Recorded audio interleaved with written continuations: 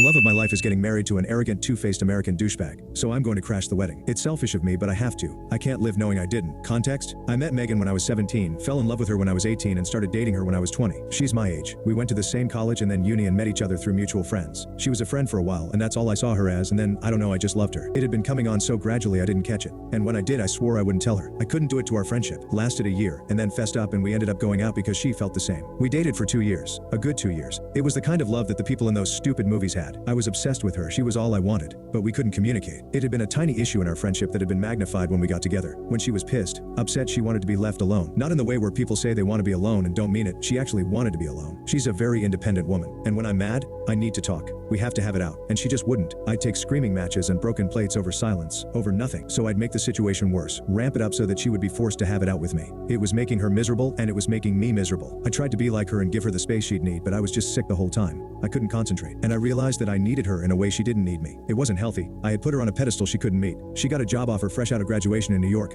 We're from London, and we both knew we wouldn't survive long distance. We broke up mutually. It was rough. I went right up to the airport with her. It kind of felt like my heart was walking outside of my body. We knew if we were done, we had to be done. She blocked me and I blocked her. After 6 months of really trying to get myself together, I started dating again. I had girlfriends, I went to law school, and I never heard about her again. Until 2 years later. It was really weird. I just bumped into her when I was on a walk around Hyde Park. God, people, she's so beautiful. Even after all the years, she's so stunning. She dyed her hair back to brown, natural color. She was dressed different, and God, I just wanted to know her. She chatted to me. We were both free, so we figured we'd grab coffee at a coffee shop. She's always cold. She kept her gloves and coat on. We talked for 2 hours. I went into the talk interested in friendship and walked away from it in love with her. We talked about even thing, work, her time in America, our friends, our families, old jokes, what we wanted from the world. It was like nothing had passed, but it had. She was different. Her views had changed, and what she wanted for herself had changed, but she was still Megan. I still loved her. She took her gloves off at the end, and the ring on her finger. It felt like my heart was ripped from my chest. I asked her about it. She told me she met someone in America, 9 months in.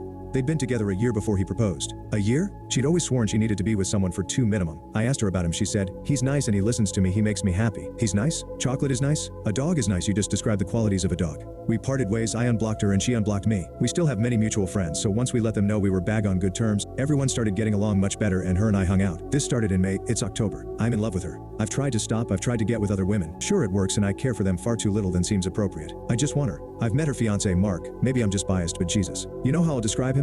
Roy from The Office. He's far too arrogant for what he has to offer. How he behaves around Megan, and how he behaves when she's not around is shocking. Yes, with her he's nice, does listen to her. When she's not around, he's loud, short, cocky, selfish, self-centered. And all our friends agree, but she just won't see it. I don't know what she sees in him. On October 1st, her and I went to a friend's house party together. She got tipsy and I was the designated driver. I was driving her home and parked in front of her house. Here's the following conversation. Damn right I memorized it. "We're here, I'll walk you to the door. I hate having an empty house. Where's Mark tonight? Watching the football at the pub. Ah, his lady should be back. Would you like to come in?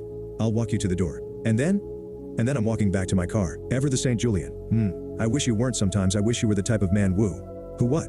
Says the things no one else wants to. I usually do. No? Then why won't you say it here? Say what? I don't know. Why aren't you the type of woman who says what she wants? Because I'm scared of what I want. What do you want? Can't answer it for you. I know. I'll walk you to the door. Okay. And I did, and she goes, "If you had just asked me to, I would have. Asked you to do what? Leave. Leave what? Good night."